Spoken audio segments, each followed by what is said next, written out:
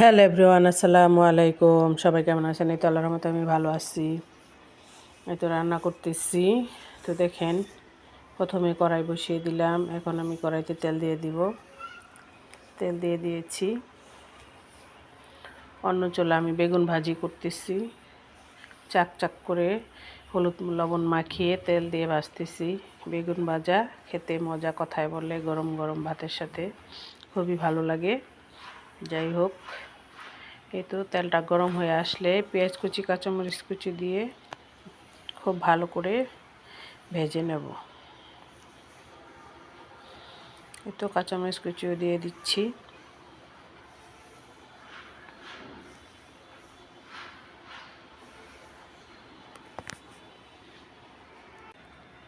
খুব ভালো করে ভেজে নিচ্ছি।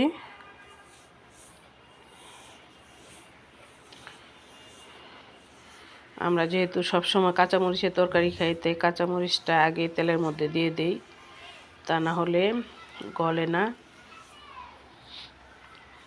আমরা শুধু হলুদ এবং কাঁচামরিচ দিয়ে তরকারিটা খাই, শুকনো গুঁড়ামরিচ খাই না। মাঝে মাঝে খাই, হয়তো একটু মাংসের মধ্যে দিই বা অন্য কিছুর মধ্যে, যেটার মধ্যে প্রয়োজন পড়ে। মানে বেশি খাই কাঁচামরিচের তরকারি খাই সবসময়। মাঝে মধ্যে একটু গুঁড়ামরিচেরটা খাওয়া পড়ে, তা না হলে গুঁড়ামরিচটা আমরা খুবই কম খাই। এই তো লবণটা দিয়ে দিলাম। লবণটা দিয়ে খুব ভালো করে কষিয়ে তেলে ভেজে নেব।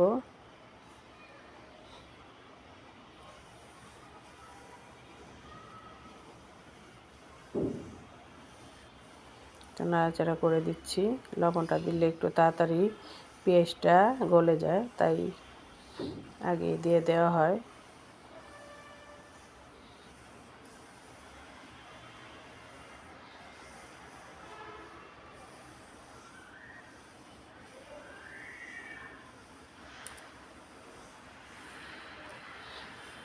তো নাড়াচাড়া করতেছি।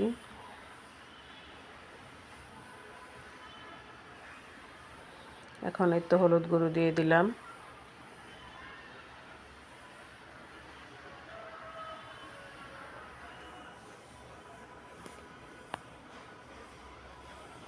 হলুদ গুঁড়ো দিয়ে কিছুক্ষণ নাড়াচাড়া করে দেব। দেওয়ার পর আমি পানি দিয়ে দেব।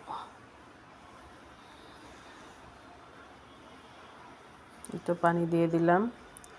পানিটা দিয়ে ঢাকনা দিয়ে ঢেকে দেব। ঢেকে কষিয়ে নেব। কষানো হয়ে গেলে আমি শিং মাছটা দিয়ে দেব। শিং মাছটা আগে আমি কেটে ধুয়ে পরিষ্কার করে নিয়েছি। দেখেন আমার শিং মাছগুলো কত পরিষ্কার হয়েছে, একদম দবদবা সাদা হয়েছে। যে পাত্রটার মধ্যে আমি দিতেছি, এই পাত্রটা দিয়েই আমি শিং মাছটা পরিষ্কার করি। খুব সাদা হয়ে যায়, খুবই পরিষ্কার হয়। অনেকে হয়তো পেঁপে দেওয়া করেন, কেউ এটা দেওয়া করেন, কিন্তু আমি পেঁপে দেওয়া করি না। পেঁপে দেওয়া করলে শিং মাছগুলো নষ্ট হয়ে যায়, ফেটে ফেটে যায়, তাই আমি পেঁপে দেওয়া করি না। এই পাত্রটা দিয়েই ঘষলেই খুব সাদা পরিষ্কার হয়ে যায়। কষিয়ে শিং মাছগুলো আমি উঠিয়ে নেব। উঠিয়ে তারপর আমি তরকারি কষিয়ে নেব,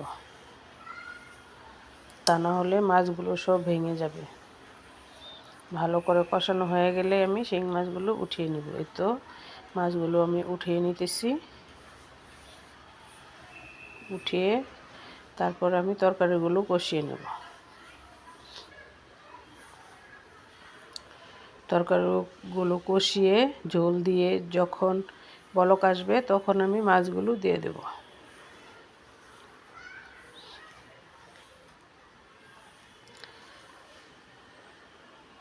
প্রতিদিনের রান্না।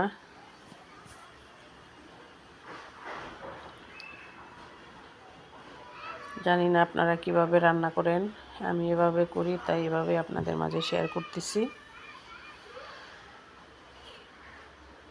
এভাবে করলে শিং মাছ খুব ভালো লাগে খেতে।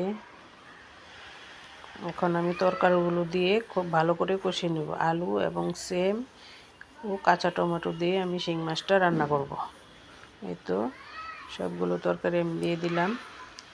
দিয়ে খুব ভালো করে কষিয়ে নেব।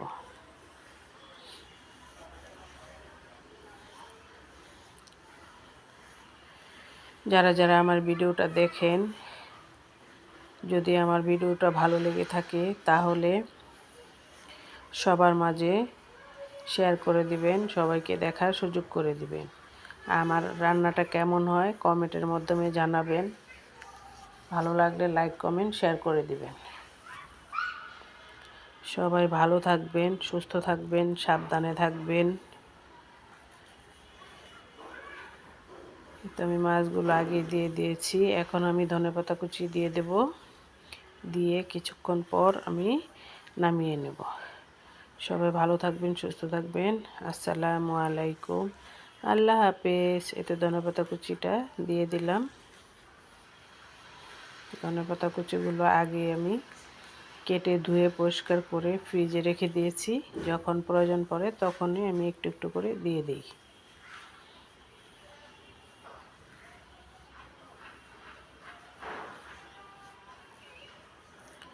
এই তো হয়ে গেল আমার তরকারিটা। কেমন হয়েছে আমার তরকারিটা সবাই জানাবেন।